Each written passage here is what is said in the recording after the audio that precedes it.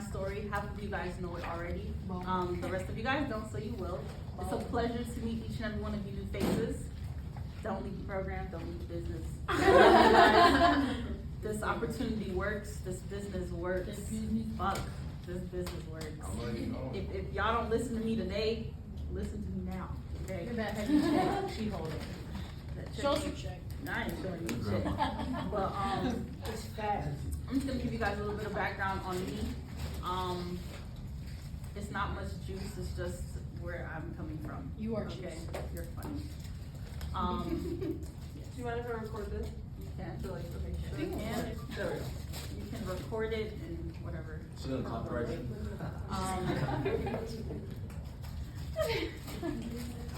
Let's go to. She's being recorded. Oh. Don't Fun fact, speaking in front of people is nerve-wracking for me. I know. Half of you guys who know me knows that. Will it help if I look at you like It won't help if you look at me like that. Y'all are all looking at me like that. just don't look at So, just to tell you a little bit about my background, I'm gonna start from younger days. I have an illness called hydrocephalus. It means water on the brain.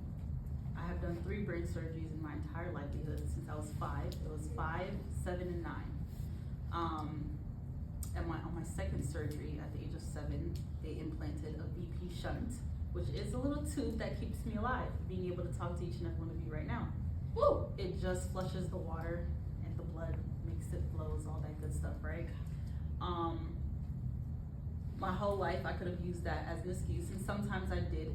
For those of you guys who know Brienne, if you haven't heard her story, there's something wrong with y'all for not sitting down and actually speaking with Brienne. She also has it as well. Day 1 in this field, I was in the field with Brienne and Alexis. And I used it as my crutch to quickly get up out of here. I was like, fuck, I have hydrocephalus. Don't nobody want to be sitting in this heat. I have a headache, my head hurts, my eyes hurt, because that's all I did my whole life was excuse on excuse on excuse. Brienne also has hydrocephalus. And she said it to me. She was like, I do too. And that was a wake-up call for me. Like, fuck, someone actually just laid it back out on me. And she didn't use it as an excuse. She used it as something to fuel her, right? Going a little bit backwards, after my surgeries, it's crazy because growing up, they told me, don't do anything. Like, literally, I couldn't play basketball, I couldn't dance, I couldn't go to amusement parks and ride roller coasters. Till this day, I can't ride roller coasters. So I've never been on a roller coaster. But that still didn't stop me from dancing. It still didn't stop me from doing ROTC. It still didn't stop me from doing what Ebony wanted to do, right? Because it's all in your mind. It's your mentality. It's what you tell yourself, right? At the age of 11, my grandmother passed away. And this is a story I tell everyone. When I lost my grandmother, I lost my mom as well, because she lost her mom. And she was still very young. So to have her bury her mother, I felt like I also buried mine. Poor relationships, growing up with my mom. Didn't know like where our next argument was gonna come from. I would leave the house age 12, taking care of myself since I was 12 years old. I would leave the house, roam the streets, do whatever I wanted to do, because fuck, my mom didn't care about me, so I'm not gonna care about her, right? That was what my head was telling me. But my mom loved the shit out of me. I was her only daughter, and she just was going through a lot of pain. And it took me a while to realize that she needed me to step up to be there for her so that she could be there for me. Fast forward, college. They always tell you when you graduate high school, you have to do what? Go to college. When you go to college, you have to get what? A degree. After you get a degree, you have to get a Job. After you get a job, you do what? Retire. What age do you retire? 60, 65. Who ran that meeting for you guys? Danny. Right? And now here I am telling you the same thing, so you know it's not fake, it's not made up. This is real shit. That's what world expects you to do, right? The world says follow in the path line of everybody else, and you should be successful. It wasn't the case for me, right? I went to college, all 4 fucking years. Awful. Okay, I stayed in my room, had depression, stayed in my room. all 4 years, didn't join no clubs, no nothing. And graduated college, perfect, great, good life, whatever. And you graduate college, you expect to get a job, right?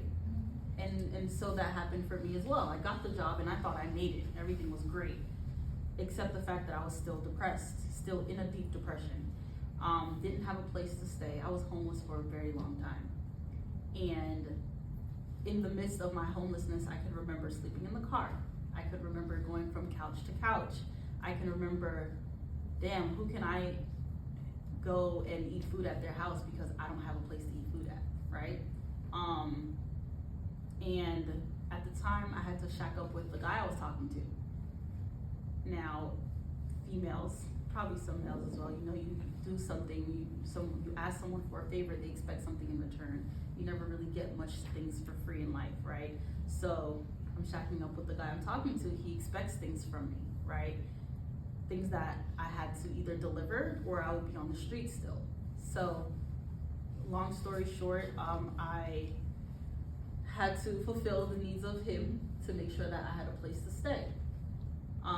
When I realized eventually that that wasn't the life I wanted to lead and I was way better than that, I am more than that, I left.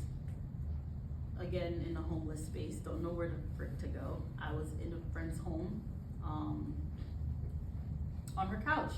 And I was like, fuck, Ebony, is this what you can do for the rest of your life? Just going from couch to couch, like you have to pick it up. So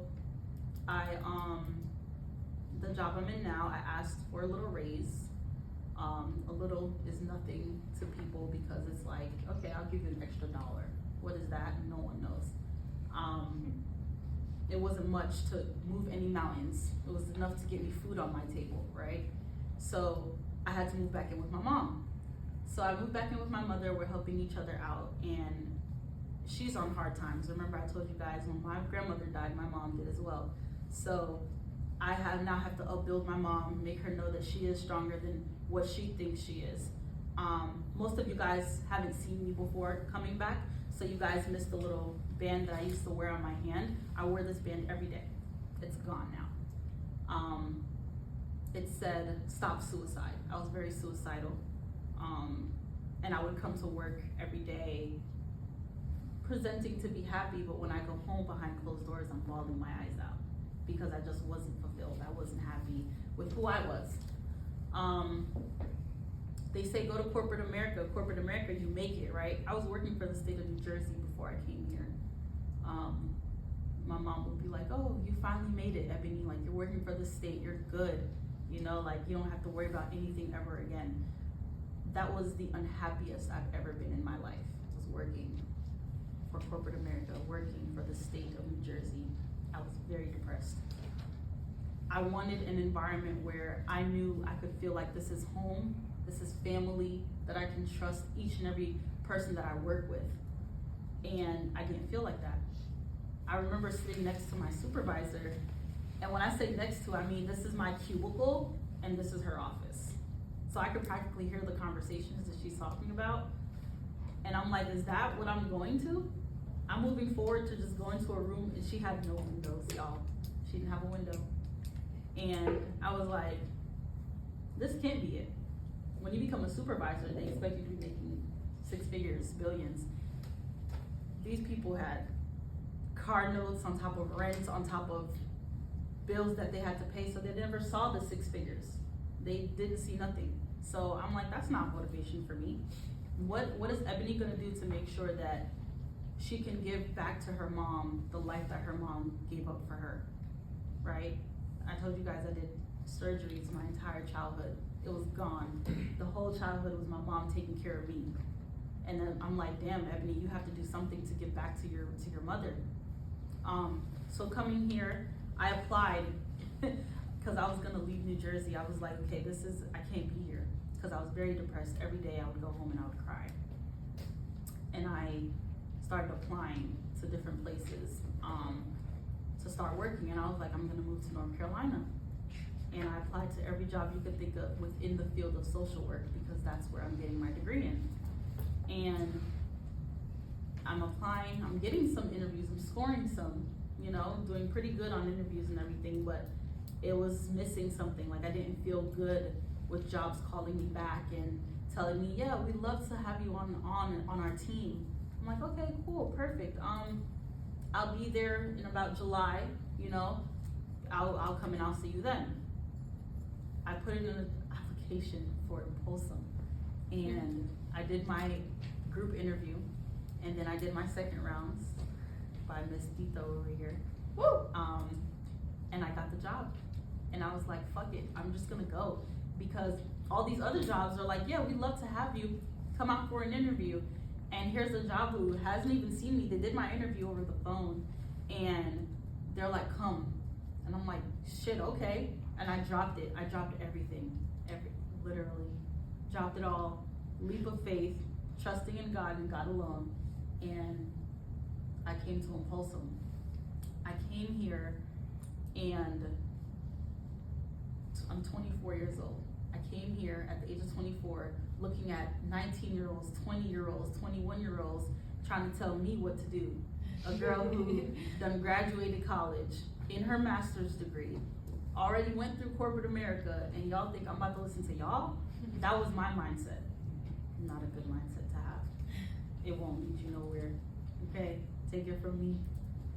Because it took me a long time to realize that these people that you guys see here who are level 1s, 2s, and damn near masterminds and mastermind, owning her business, I didn't listen to them. And every day I was going home, negging out, talking about, oh, this is too much. They're all perky for no fucking reason. I can't do this all day, every day, like pretending to be happy. But that was me pretending. And I had to come to terms with Ebony, like, you're the problem. I am the problem. What am I gonna do to make sure that I am no longer a hindrance to my uplines? How am I going to make sure that I am aligning with their goals so that they can make my dreams come true?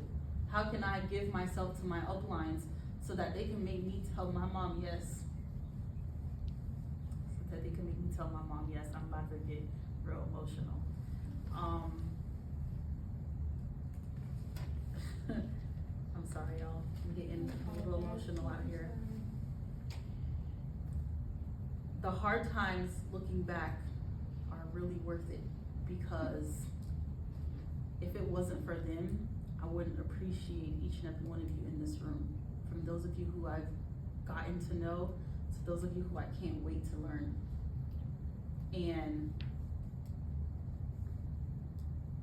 it's amazing to see that even people like Dita, people like Isis, people like Abby, like, they poured into me, and at the time I wasn't ready to reciprocate it, so I pushed them away. I ignored them. I got upset on them, and I was like, I don't care what these people have to say. And when I was able to hear them out and take a toll on, Ebony, you need to fix your mindset and be more like Brienne, be more like Angie. Like, it started to make sense. It started to open up. Coming here, I dropped Jersey and I left everything behind. That also included trust. I didn't trust anyone. And gaining my trust was really hard, because I would let people in and I didn't know if they were letting me in. I didn't know if they were being transparent with me. And how transparent can I be with you if I can't trust you? But that also means I have to work on myself. What are you gonna do to make sure you can trust someone? You can't make someone give you their trust if you're not willing to receive their trust, right? I was prejudging people without getting to know them. I love telling this part of my story because I say it all the time. And I say it because it was shameful. And I say it because I am able enough to now say, I fucked up and I got myself right. You guys know Danny Campos, right? Yeah. You guys know who he is? Yeah? Yeah. Okay, cool, because that's my outline. And I was stupid enough to look this man in his eyes and tell him that I don't trust him. And his response to that was, what have I done to make you not trust me? And I didn't have a rebuttal. Because what the fuck did he do to make me not trust him? What is wrong with you, Ebony? And because I didn't have a rebuttal, he was able to go on and say, Ebony, sometimes we're the problem.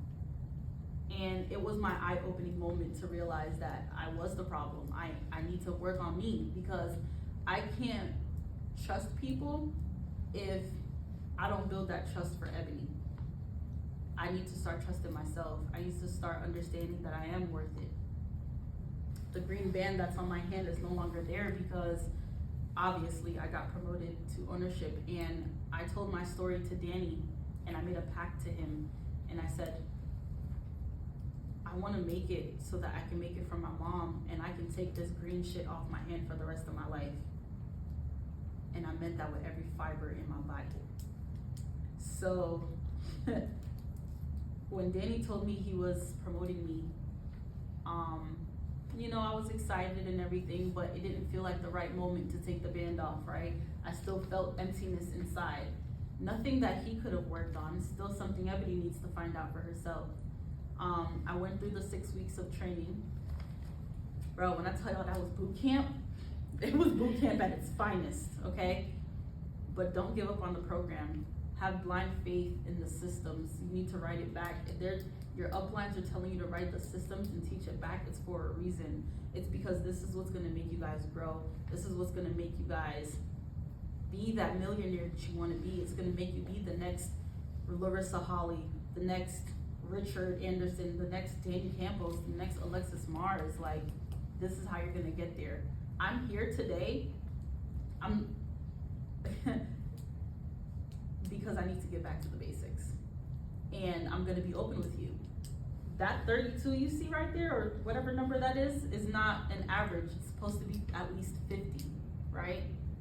I need to get back to the basics. So I'm here again to write back my systems, because it doesn't matter when you get to ownership, it doesn't stop. The student mentality doesn't stop. You have to keep doing it. Because when you get complacent and you get competent in being an owner, everything starts to fail.